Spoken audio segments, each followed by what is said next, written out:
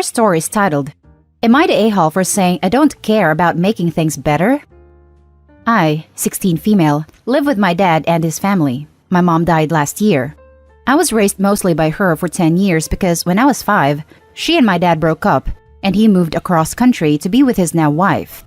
I only know this because it's pretty coincidental that he left the state and moved in with her very fast, considering the move happened mere weeks after he moved out of mine and my mom's. Maybe I'm wrong, but I was never dumb. It's clear he left to be with his current wife. I saw him for 3 weeks in the summer and every other spring break until I moved in after my mom died. I've got to be honest, I didn't want to move. I wanted to move in with my grandparents who still live in my home state. But my dad insisted I needed to live with family, so now I live with him and his wife, plus her 2 kids and their 3 kids together. My stepsister is the same age as me, and she's upset I don't call her my sister, because she always called me her sister, and she fights me on it, which my dad gets involved in. He has tried to get me to accept the family more now than ever. I have told him I am not interested, and I just want to go home. Because I didn't adjust in the last 11 months, he wants us to do family therapy. I have told him I'm just not interested. He said it's not fair to push everyone away. I told him he was the one who left when I was 5 and that none of them were exactly my family because they were mostly strangers up until I moved in, and honestly, my dad has been mostly a stranger. I stayed with him so little and had such little communication with him. I don't care about having a better relationship. I would rather be home with the family I know who were willing and able to take me. I would still have many friends around me too. My dad got mad the other night because he told me he had booked a session and my response was okay. He told me he wants me to help make things better in the family. I told him I don't care about making things better because I don't think of us as a family. I lost my nuclear family. I know we're supposed to be grateful for who we have and all that crap, but they have never felt like my family. Not even my dad. I barely remember when he lived with us. Barely remember seeing him more than once or twice a year, and I don't need or want him. Am I the a-hole? My mom never said a bad word about my dad. She never discouraged the relationship. But after a point, I did grow tired of going out to see strangers. I had no real relationship with my dad. And to put it into perspective, I asked him to move back home, closer to me basically, when I was maybe 8, and he told me he couldn't leave his family. So no, I don't care about having a relationship with him. I want out. I am willing to do whatever to get out. But we will never be a family. More added info and a kinda update. It's late, so I'm not replying to everyone. Plus, there is a lot of you, and I do appreciate that.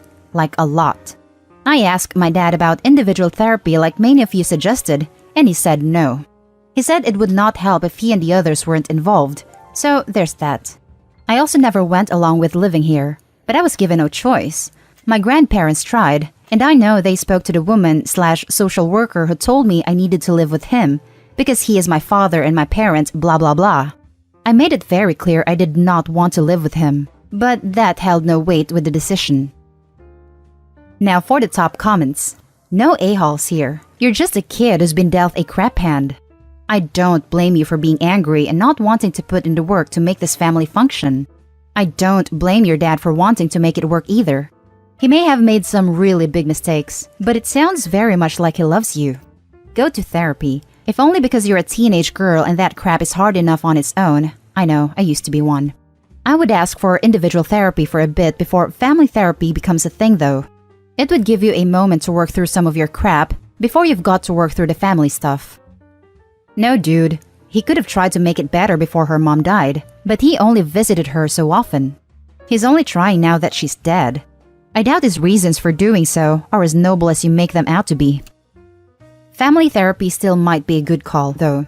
It might take a therapist to listen to how OP is feeling and convince her father that what he's trying to push on her isn't actually what she needs right now.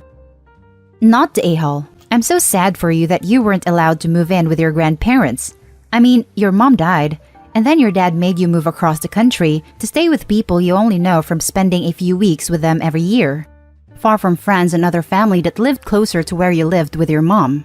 Maybe use the therapy session to talk about how upset you are because you were forced to move away from your remaining family and had to change schools, and everybody in your father's family appeared to think you should have adjusted by now. I feel the same. I know and love my grandparents. They are people I have spent time with all the time since I was a baby. I grew up seeing them every single week, except for weeks I was with my dad. And now I'm with a man I haven't really known since I was 5, who has a whole bunch of family I don't really know, and they expect me to love them and want them in my life when I would gladly never see them again and be with my real family. Maybe I was thinking I would just sit there quietly and let everyone else talk, but that might get the point across more. Thank you. I'm so sorry you have to deal with this at all. You have been catapulted to a whole new world that you feel like you don't belong. It basically is. The thing is, maybe if I had seen them more before, I would feel some sort of attachment, but I could never see them again and it wouldn't hurt and I wouldn't miss them, not even my dad. It was a chore the last 2 years when my mom was alive to visit him. Not the a-hole. Your dad and his family need to realize that real life is not the Brady Bunch. Maybe therapy will help him see that what he's doing isn't really helping you. It's understandable that you don't think of these strangers as an immediate happy family. Maybe, if he's open to letting you go back to your grandparents, you agree to travel more often to see him and spend time with him. Otherwise, he risks you cutting him off completely the minute you turn 18, and that would be sad. He obviously loves you if he's willing to go to therapy to fix this. I would agree to that, to get home, to get back to my family. I just want to go home. If he keeps me here, once I do more home, he can forget about ever seeing me again. I know that sounds childish and immature, but I don't feel enough closeness that I would want to keep a relationship after everything he has done, regardless of him loving me. I do think he loves me. It's just he hasn't given me so many reasons to love him. Now for the second story. Am I the a-hole for telling my biological parents that I don't care for them and never will after my adoptive parents passed away? I'm a teenage boy in senior year of high school. My bio mom and dad gave me away as a toddler when they were extremely poor to make the raising of my sisters, their 3 daughters, easier. Great form from the people who should love you like no other, right? I lived with my lovely adoptive parents, an elderly couple, from ages 6 to 16, until they died weeks apart from each other. After my adoptive mom and dad both passed away, I had to go back to the same kids' shelter for a few months. The shelter had already been in contact with my bio parents about potentially taking me back, but there were conditions. We had to simulate living together for a few weeks. If that was successful, I could stay with them longer until I left high school, entered the workforce, or began tertiary study and had enough cash from part-time work. I've been living with my bio parents and my sisters for over a year, and I'm nearly 18. I really don't like the group of them. They see me as a nuisance or some sort of a troublemaker, given my self-reliance and tendency to stick to myself and my friends. They are blatant in treating my older sisters, who are in their 20s, better than I. My mom and dad give them a monthly allowance, on top of the welfare allowance they already get for their studies, drive them to and from college, pay more attention to them, and just treats them better than me, their 4th child. They don't give me an allowance even though they clearly can, nor do they spend that much time with me. I've pointed out the unfairness to them and they deny they love their daughters more than me. They say it's equal, and that I simply don't demand more from them, which they apparently love about me. But I've realized long ago that they're lying. They don't see much hope in a waste of time like me. They even called me that when I told them I wanted to work in construction after doing hands-on training, in comparison to my sisters who are lawyers and doctors-to-be. Over time, I've stopped participating in house duties, started and am preparing to move out to live with friends, packing and everything. I'm nearly an adult. My parents have noticed this, as have my sisters, and have grilled me on it one evening when I was packing my clothes. So, I simply told them that I know they see me as a mistake of theirs, and I'm moving out to stay out of their lives. They asked me what I was talking about, and I just couldn't take their faking it anymore. So I told them that I know they didn't care that much for me, and I don't care of any of them either, and I never will anymore. My mother burst into tears. My sisters just scoffed and rolled their eyes, and my dad yelled at me to apologize to all 5 of them. But I couldn't look at them anymore, so I just went to another room to cool off. It's been a few days now, and I'm itching to get out of here. But I'm thinking it might be childish of me to do this.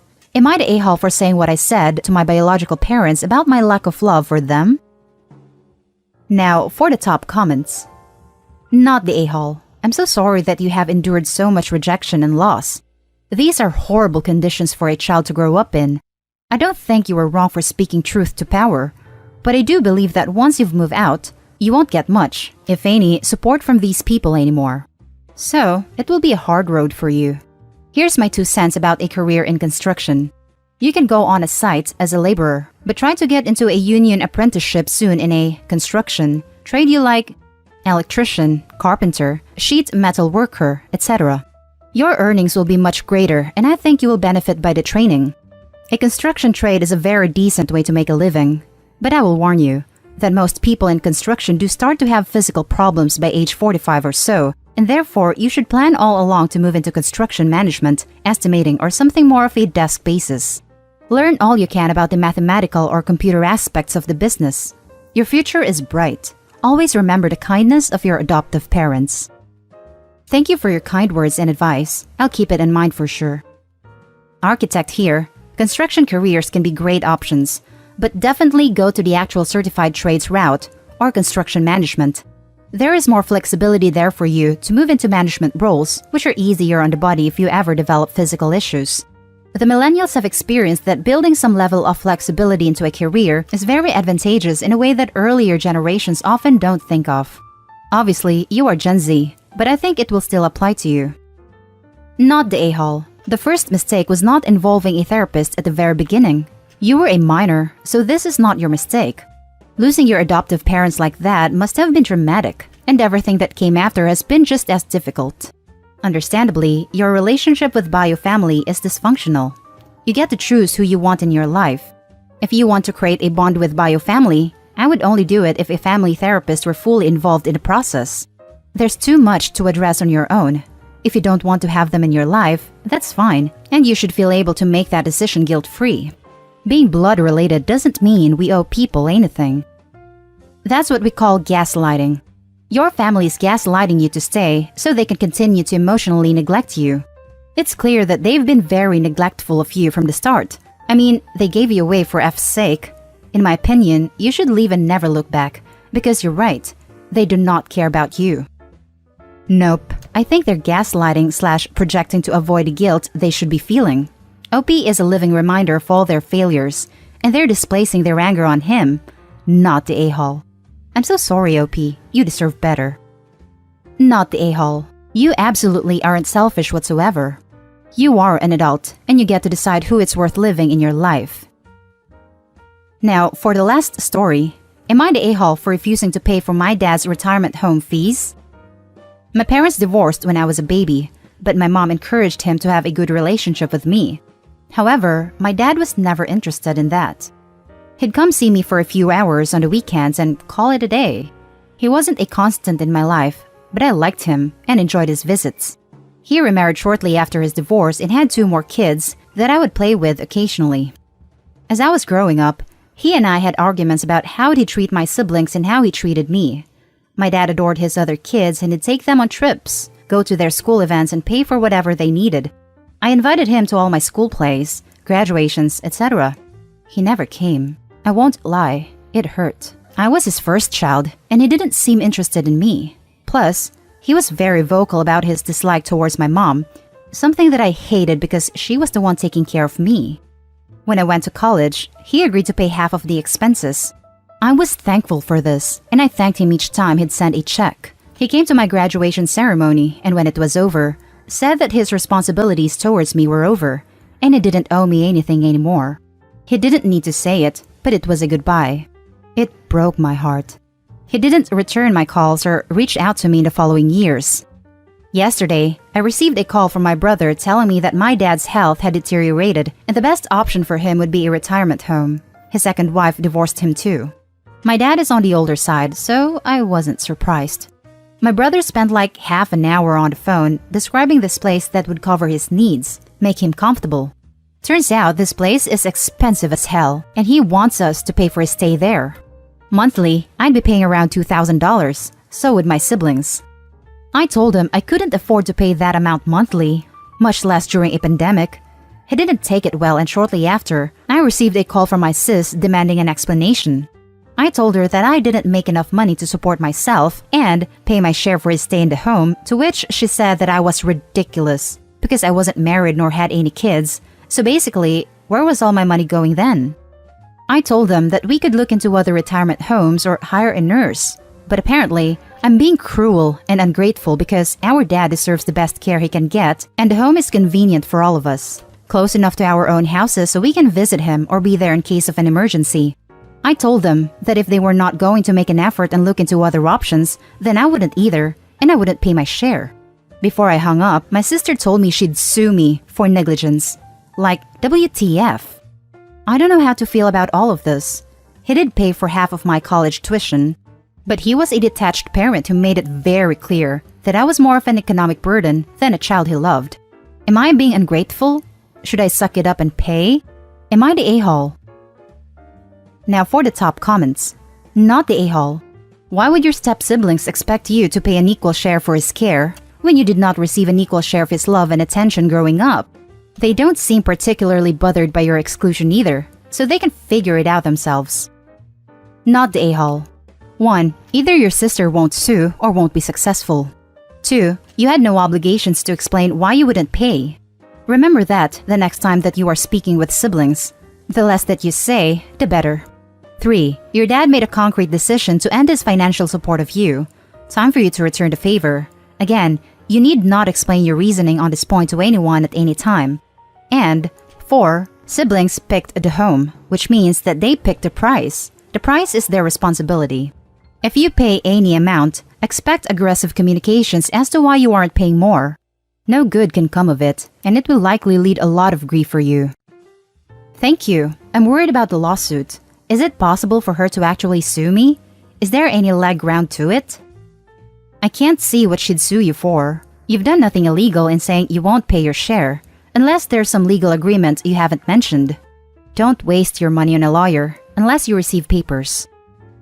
Do not give your siblings or the retirement home a single solitary cent. Did your father own a house, a car, have social security or some kind of retirement, 401k, IRA? Who has power of attorney? Who makes medical decisions? Who controls your father's money? Your half-siblings chose a place that cost way more than $6,000 a month, since I assume your father himself is also using his retirement income to pay. I'm so sorry to be so suspicious and cynical, but I'd like to see a copy of your father's will and know who he's named as executor. I'd also like to know if he's named one of your half-siblings as the payable on death on his bank accounts. I'd also like to see an accounting of where his money is presently being spent. I don't think this is merely about keeping dad safe and comfortable. I think it's about your half-siblings maximizing their inheritance by trying to guilt you into covering your father's expenses. You owe nobody anything.